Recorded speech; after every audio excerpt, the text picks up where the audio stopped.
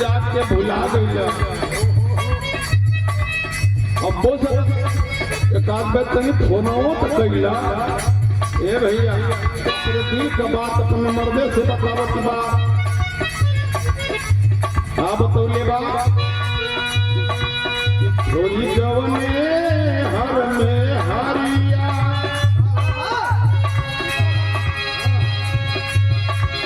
छोरी जवने हर में हारिया राजा भैया गुलारी के हो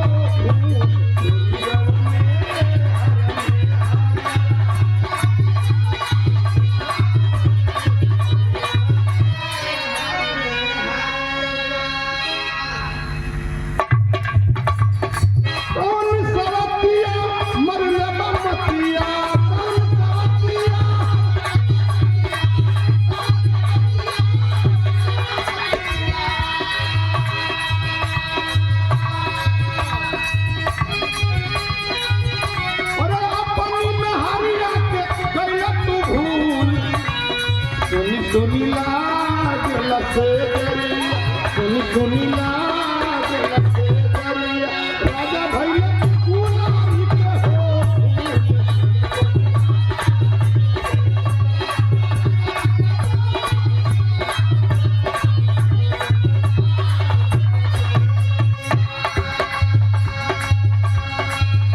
ये भैया ये सब तर्जबार लेकिन ही तर्ज में उस माँ की मैं बात बता रहा हूँ जिस माँ ने हमको या कोई संसार को जन्म दिया। जन्म दायनी माँ जो है हमको आपको जन्म देती है, बोलने बतियाने का ढंग सिखाती है, पढ़ाती है, लिखाती है। आज वो माँ भी रहती तो आज यह बचवा गाने भी नहीं आता।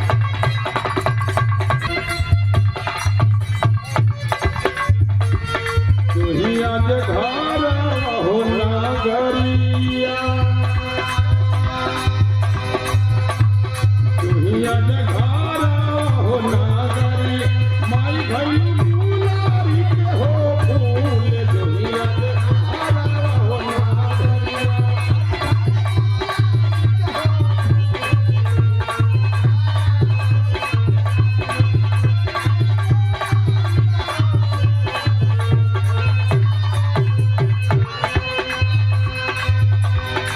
जिसकी माँ नहीं है मेरे साथियों उसके दिल से पूछिए कि उसके ऊपर क्या बीतता होगा।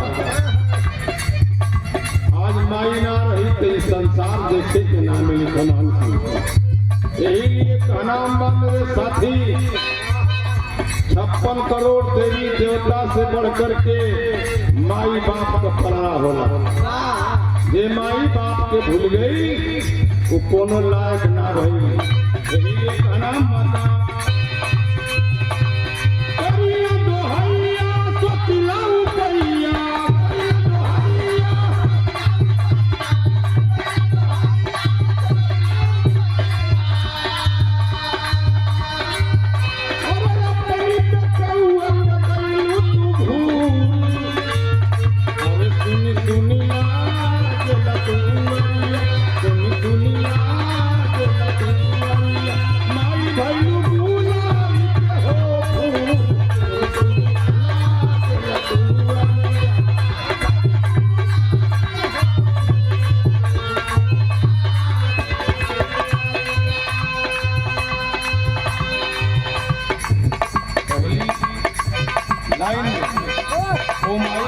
का नाम बा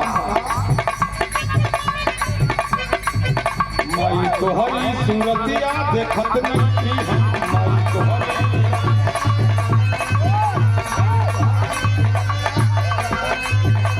घरवा में तोहर बिना छोले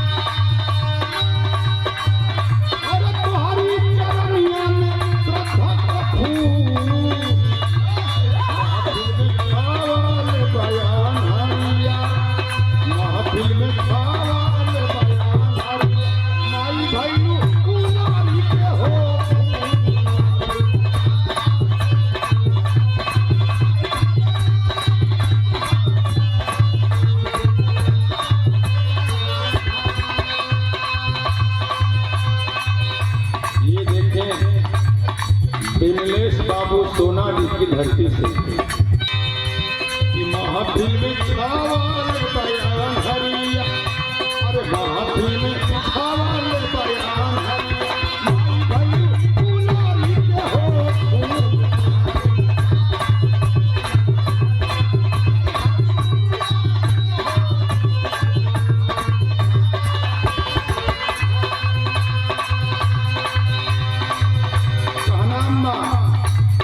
ये दुनिया में ये भी आई बात माई के पेट से आई बा, गर्भ से आई बा, सृष्टि कर रचयिता माइये बाप भवन। यही लिए कहना बता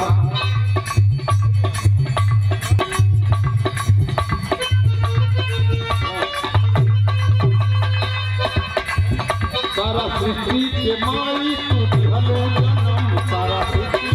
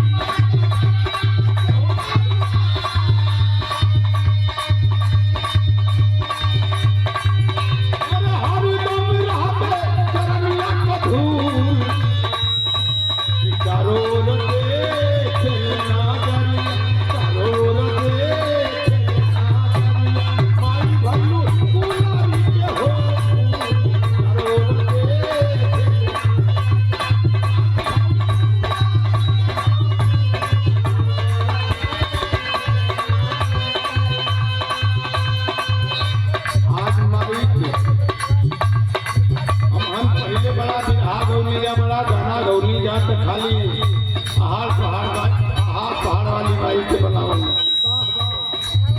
लेकिन वो माई कब ना आना इच्छा करे ही बा। अभी लोग ने बना गया कि उससे बड़ा उससे बड़ा ये कब जिंदगी में है ना।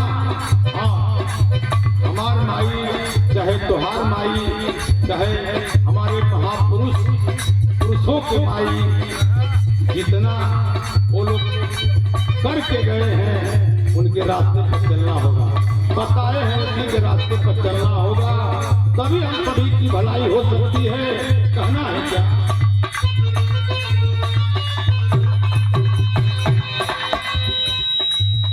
आज सारा समाज माई चमकत रहे, सारा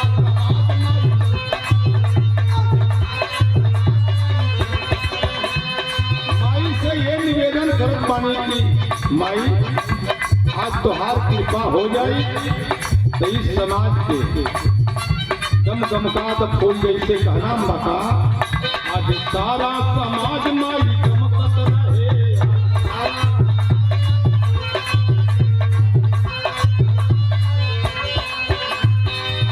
सूर्य चांदन हर सब चमकत रहे।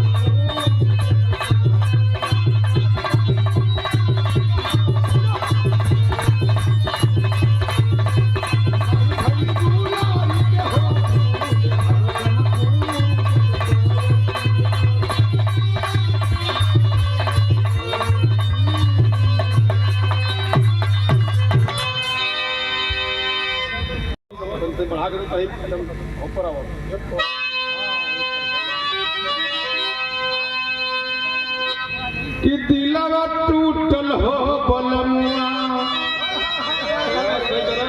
से नेवलिया हिचत है परियो हेलो हेलो अरे दिलवा टूटल हो बनमुआ तोहरी कारण से दिलवा टूटल हो बनमुआ तोहरी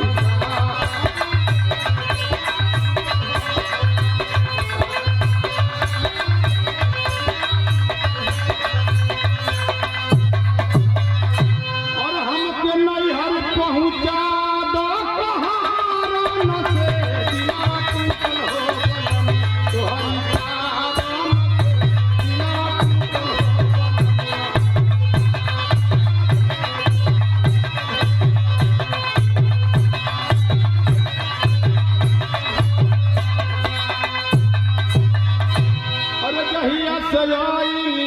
जहिया सयली कहबो अइला ना से धारिया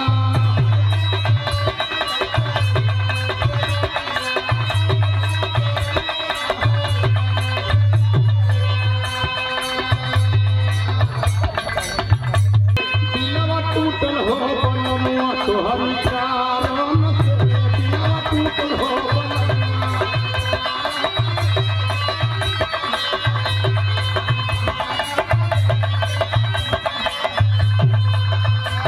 हमके नैहर पहुंचा दो कहारन से दिलवा टूटल हो तोहरी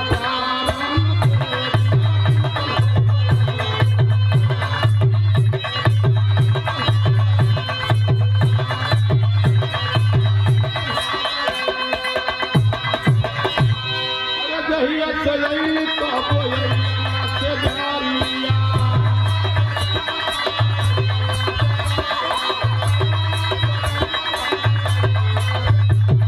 अरे कौने सवतिया से मारना मजारिया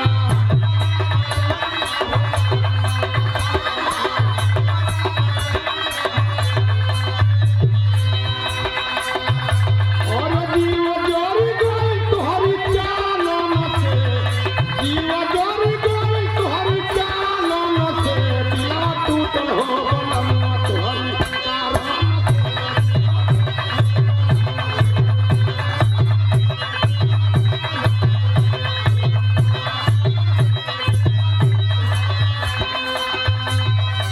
हरारू अपने दिल का बात बतावत की बात कह रहे हमारा जो हम जनरल हती तो हम कदिए ना रचौती ये लिए कि हमार तू जिंदगी आफत में डाल दे ले कहले बा रहती तो शादी ना रचावती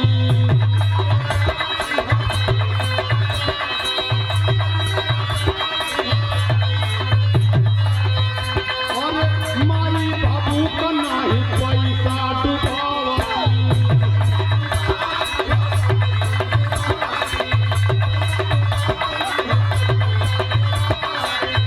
और डोली बांस टूटली हमारी भारन से डोली बांस टूटली हमारी भारन से दिलवा टूटल हो बनमुआ तोहरी कारण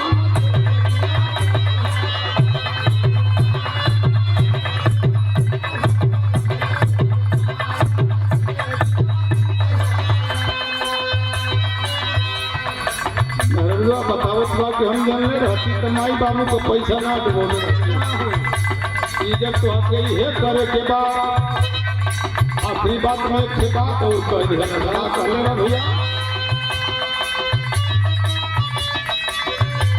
अरे उठेला दर्द मोर कमरा पिराला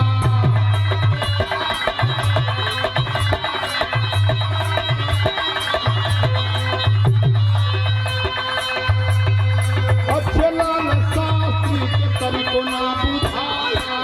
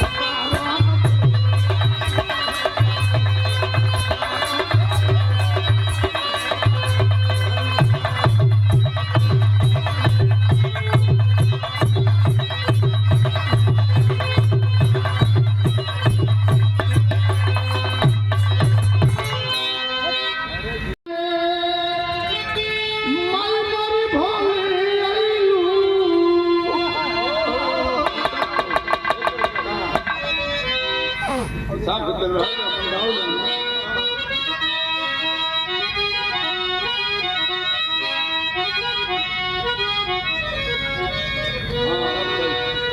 बजा तो नहीं तो बजाता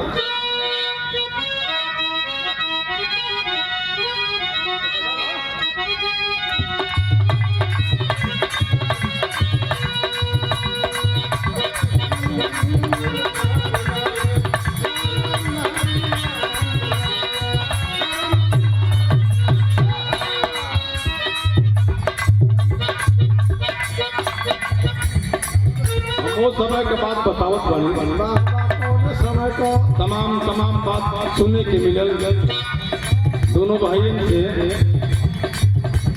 कि बाबा साहब यदि हमन के ना आई रहतन तो हमन के का दशा रहत कहना देखा भैया बात तो बड़ी कुल है लेकिन समय के अभाव में सब लोग हवड़े हवन कहना बका भले यही लाए भीमा बाबा भले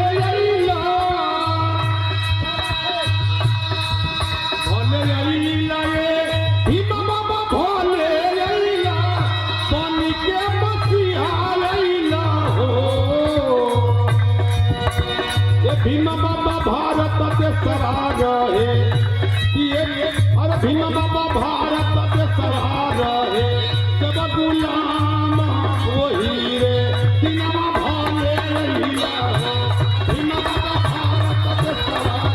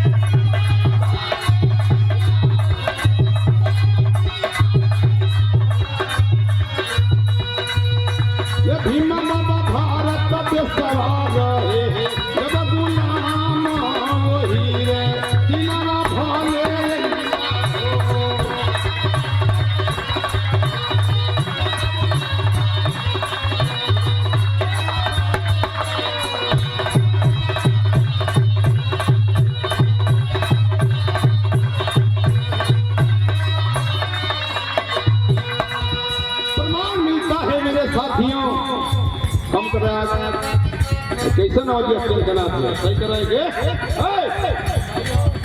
छुआछूत ऊंच नीच भेदभाव चरम सीमा पर था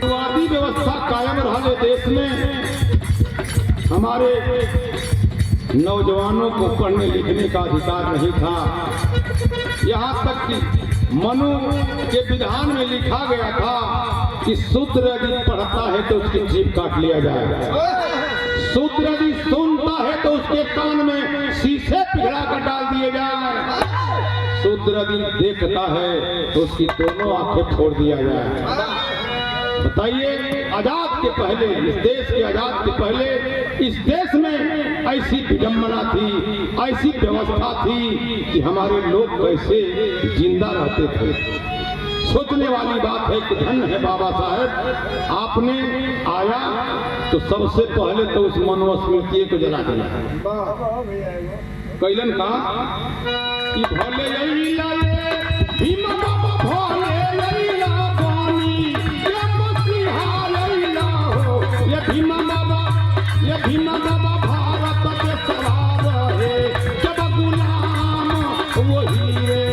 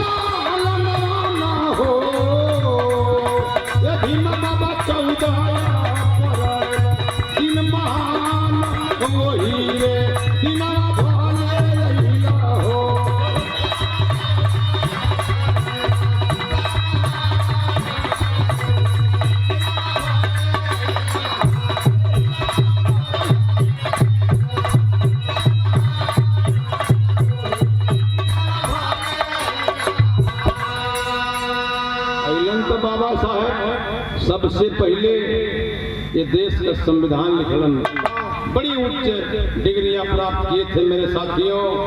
उनके ऐसा कोई पढ़ा लिखा नहीं था हमारे समाज में। BA में डिलीट बार कुल कैले की बात इस देश में वरिष्ठ बने और इस देश की कानून व्यवस्था को लिखे, जिसके लिखे हुए संविधान पर यह पूरी कानून व्यवस्था चलती है। और हर लोगों को स्वाभिमान, नारियों को सम्मान, शिक्षा सब कुछ दिए बाबा साहेब।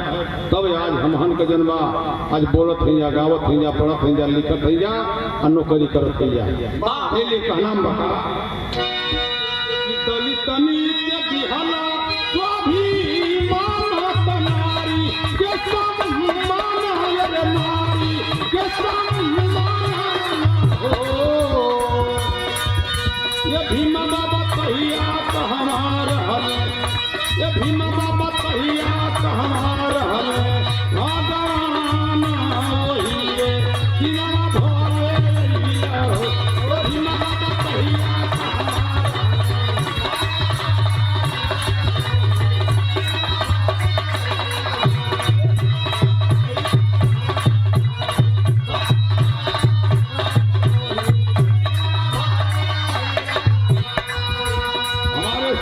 के लोग भगवान पर भरोसा करते हैं। देखिए एक तरफ घंटा 2 बजता है, सुबह सुबह घंटा 2 बजता है। इस बात को आप लोग ध्यान दीजिएगा। एक विद्यालय का घंटा बजता है और सुबह एक शिवालय का यानी मंदिर का।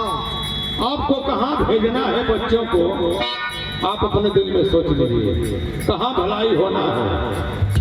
सुबह भेजते हैं जी शिवालय में तो लड़का जाएगा तो भीख मांगेगा, चढ़ावा चढ़ाएगा। वो चढ़ावा के कभी खाती मजबूत करत है हम वही मजबूतियन खाती हम जाके चढ़ावा दे, मिठाई चढ़ावा दे, सुहारी पूरी सगरो चढ़ावा दे, पैसा कौड़ी कुल दान देवल दे। वो पैसा धीरे धीरे कई 100 करोड़ हो जाता।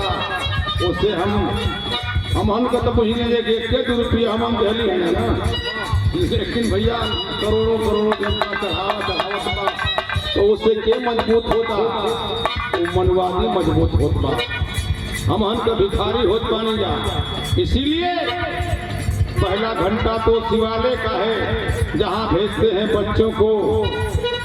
तो आज के बाद आपको सोचना पड़ेगा कि हम विद्यालय में भेजते हैं, वहाँ शिक्षा पाएगा, लड़का उच्च पदों पर नौकरियां पा सकता है, चाहे वो चपरासी से लेकर के जज भी बन सकता है मेरे साथी।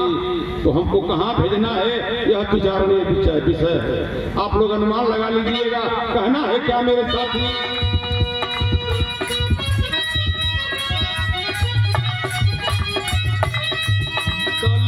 के बिहने स्वाभिमान तनारी के सम्मान रे नारी के सम्मान ना हो। ये भीम बाबा कहिया हमार हमें भगवान तयसन संविधान बिहना हो। ये भीम बाबा कहिया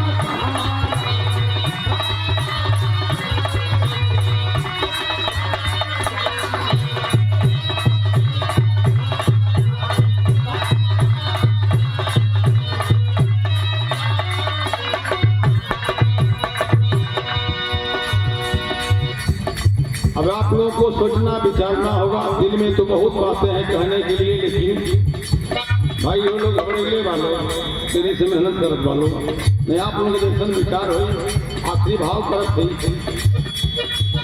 अच्छे लाल शास्त्री के तार नात होला पूरा बनाना हो। अच्छे लाल शास्त्री के तार नात होला पूरा ये भीम बाबा भारत के सवार है, जब गुलाम वही रे सिवा भोले लिया हो। भीम बाबा भारत के सवार है।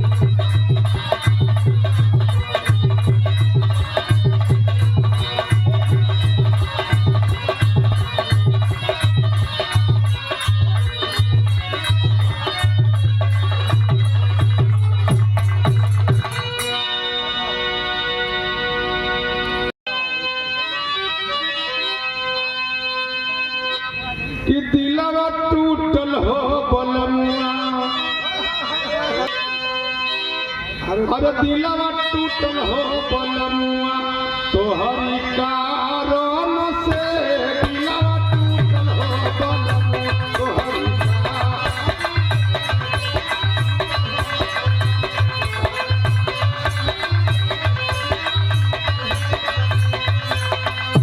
और हमके नैहर पहुंचा दो कहारन से दिलवा टूटल हो बलमुआ तोहरी कारण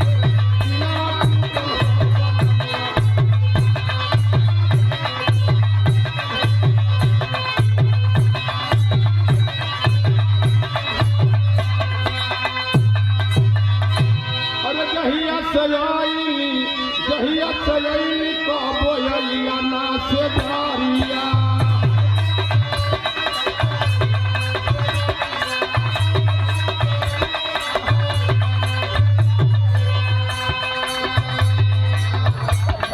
दिलवा टूटल हो बलमुआ तोहरी कारण से दिलवा टूटल हो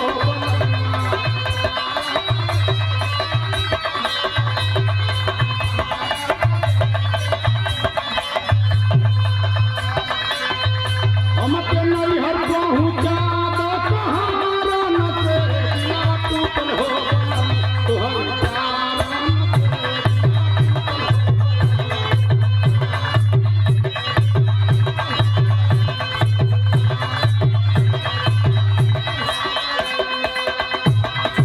अरे जहिया सजैली का बोयलिया से धारिया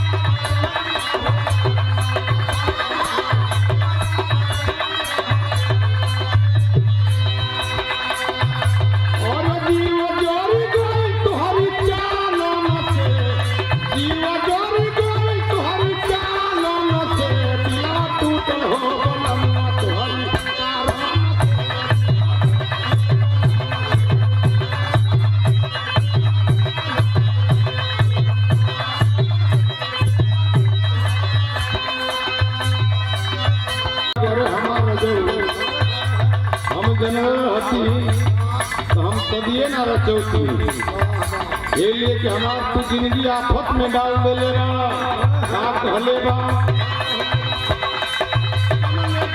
हती तो शादी ना रचौती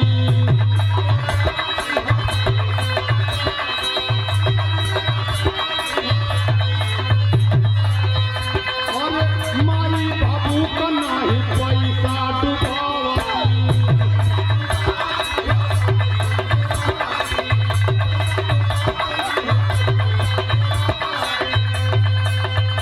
और डोली बास टूटली हमारी भारन से डोली बास टूटली हमारी भारन से दिलवा टूटल हो बलमुआ तोहरी कारण